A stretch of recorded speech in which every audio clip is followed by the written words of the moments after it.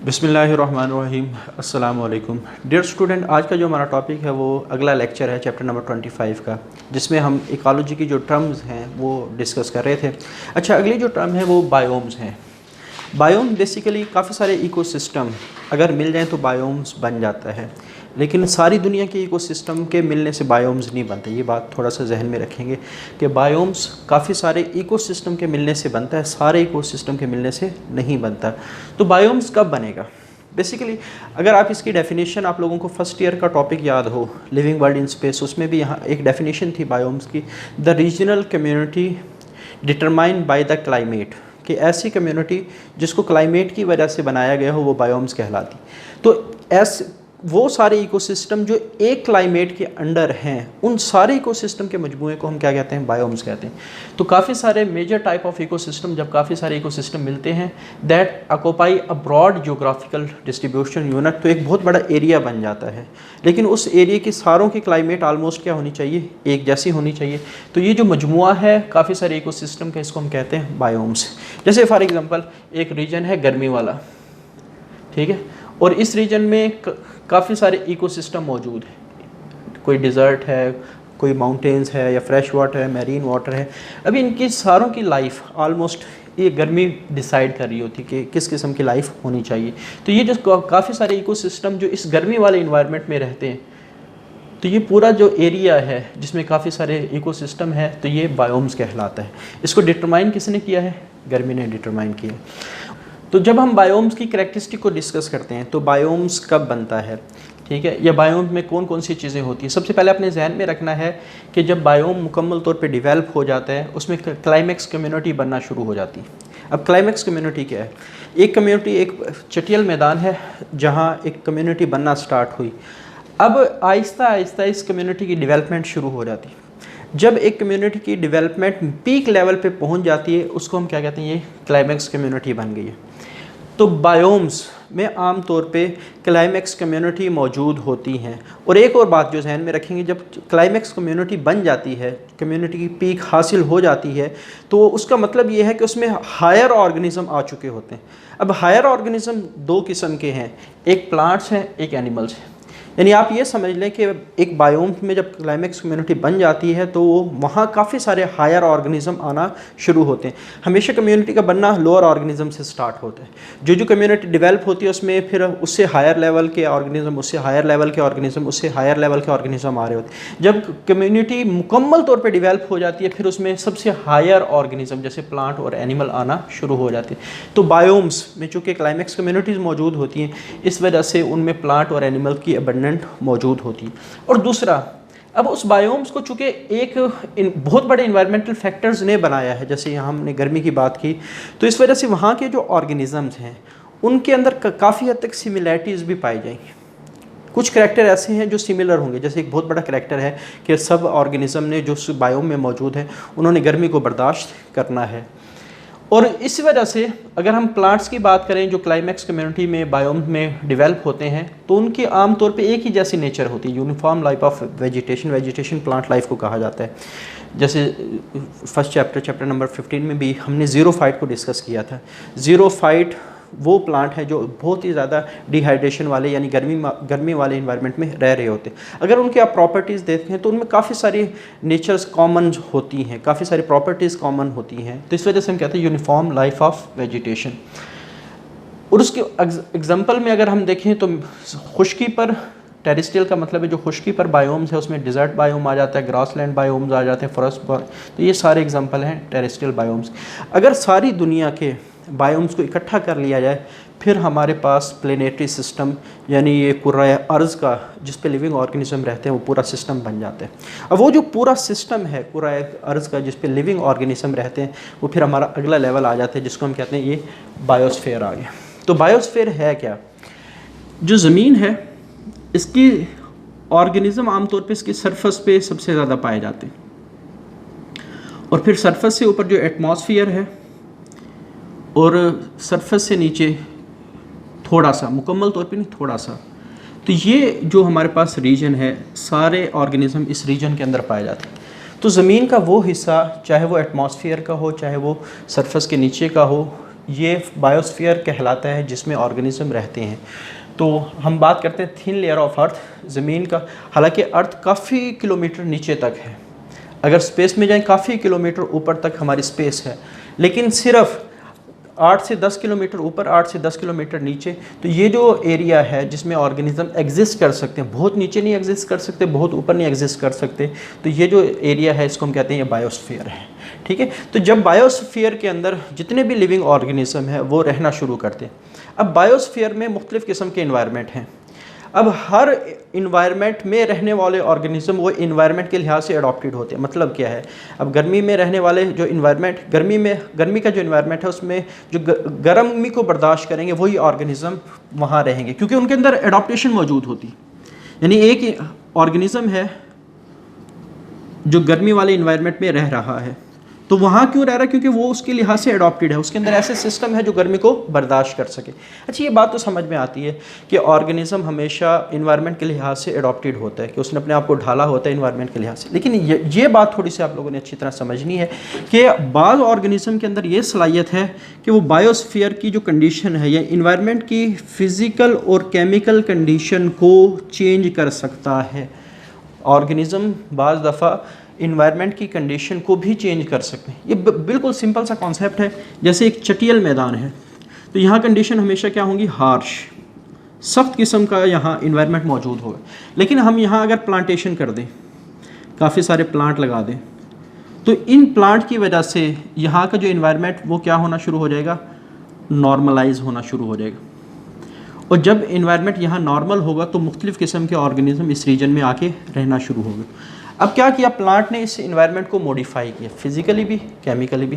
Physically से क्या मुराद है, यहाँ टेम्परेचर कम होना शुरू हो जाएगा, अब ये फिज़िकल फैक्टर है। केमिकल फैक्टर ये है, यहाँ ऑक्सीजन ज़्यादा होना शुरू हो जाएगी। अब ऑक्सीजन किससे रिलेटेड है, केमिकल फैक्टर से रिलेटेड है। तो यानी जब इन्वायरमेंट सूटेबल होना शुरू होगा तो यहाँ काफ़ी सारे ऑर्गेनिज्म आना शुरू होंगे। और यही दुनिया में होता है। पहले दुनिया में बाज़ जगह ऐसी जगह है जहाँ बिल्कुल चटिल मैदान थे, वहाँ ऑर्गेनिज्म आए, उन्होंने इन्वायरमेंटल कंडीशन को बेहतर करना शुरू किया, उससे फिर मज़ीद ऑर्गेनिज्म आना शुरू हुए। इसकी डिटेल चैप्टर नंबर 24 में भी मौजूद है। अच्छा, उसके बाद हैबिटेट क्या है। ऑर्गेनिज्म जिस जगह रहता है वो उसकी हैबिटेट कहलाती है। Organism live in habitat. लेकिन वो ऑर्गेनिज्म वहाँ क्यों रहता है, जिस तरह मैं अगर किसी जगह घर बनाना चाहूँ तो मैं पहले वहाँ का इन्वायरमेंट देखूँगा। अगर वो मुझे इन्वायरमेंट अच्छा लगा और मैं वहाँ आसानी से ज़िंदगी गुजार सकता हूँ तो मैं वहाँ घर बनाऊँगा।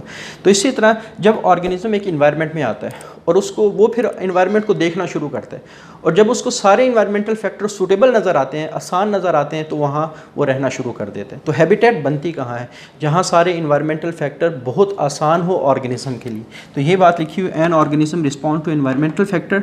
एक ऑर्गेनिज्म जब इन्वायरमेंट में आता है तो इन्वायरमेंटल फैक्टर को रिस्पॉन्ड करना शुरू करता है। And when all the factor are within tolerable range, जब सारे के सारे फैक्टर ऐसी रेंज में हो जो उसके लिए आसानी से बर्दाश्त वो कर सके, इट इनहेबिट लोकेशन, वो उस जगह रहना शुरू, इनहेबिट का मतलब उस जगह रहना शुरू कर देगा।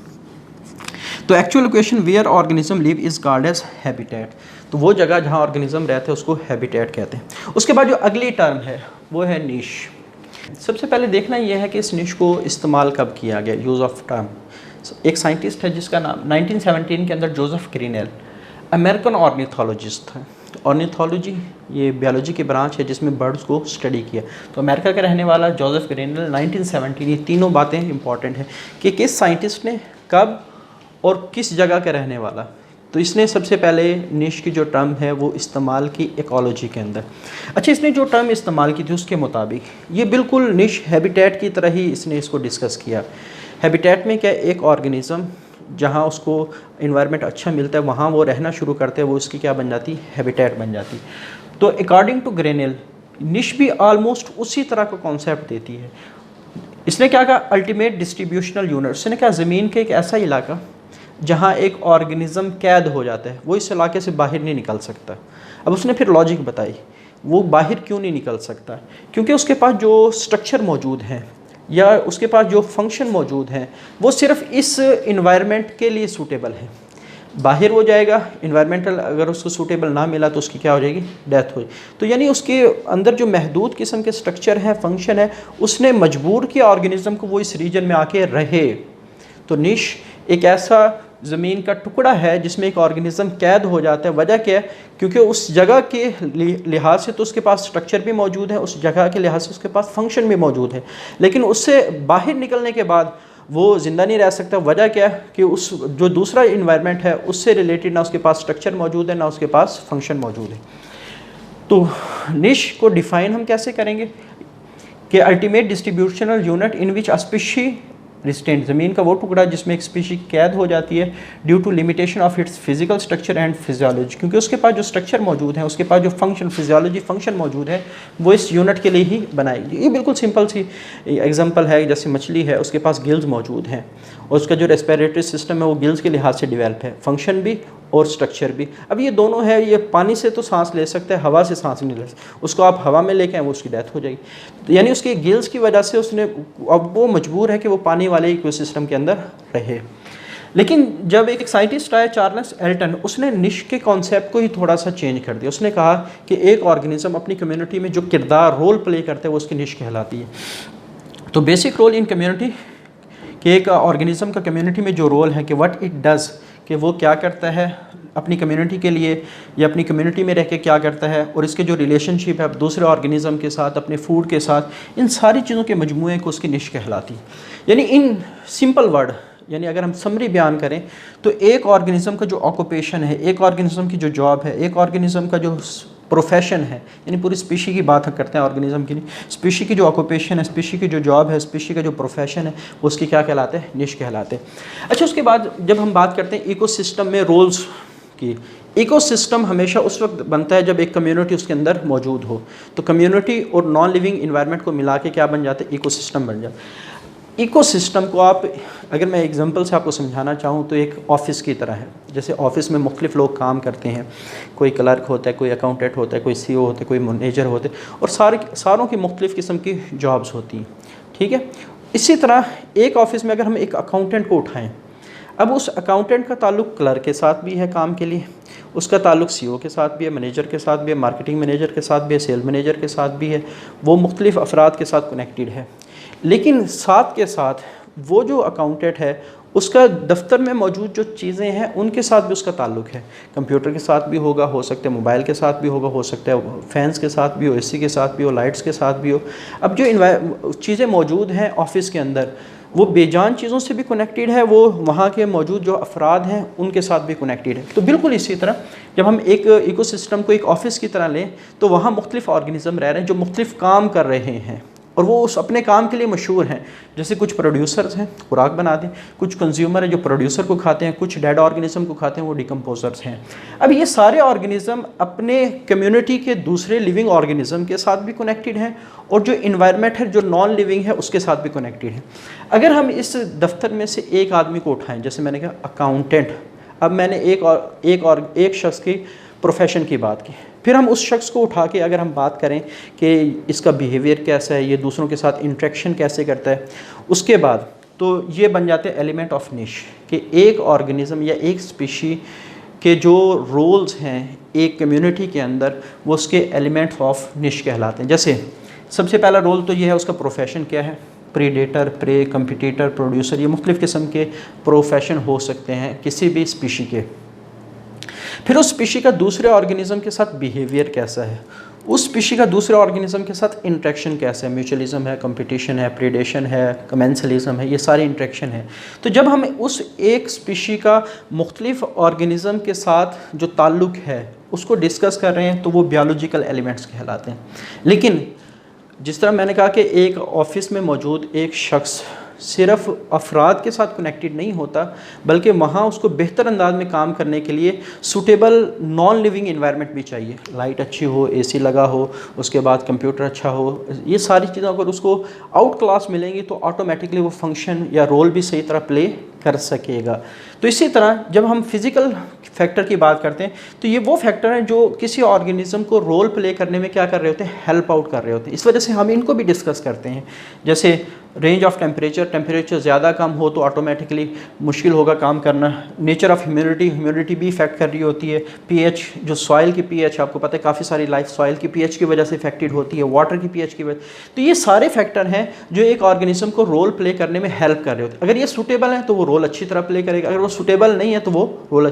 तो दोनों चीज़ें, जब हम एलिमेंट ऑफ निश की बात करते हैं तो बायोलॉजिकल में उस ऑर्गेनिज्म और दूसरे ऑर्गेनिज्म के जो रोल्स हैं उनको डिस्कस किया जाएगा। फिजिकल में उन फैक्टर को डिस्कस किया जाएगा जो उसको रोल प्ले करने में क्या कर रहे होंगे, हेल्प कर रहे होंगे। तो ये मुख्तलिफ टर्म्स हैं। अभी जो टर्म्स ऑफ इकोलॉजी है इसके आखिरी पोर्शन को हम अगले लेक्चर में डिस्कस करेंगे। आज के लिए इतना ही। अल्लाह हाफिज़।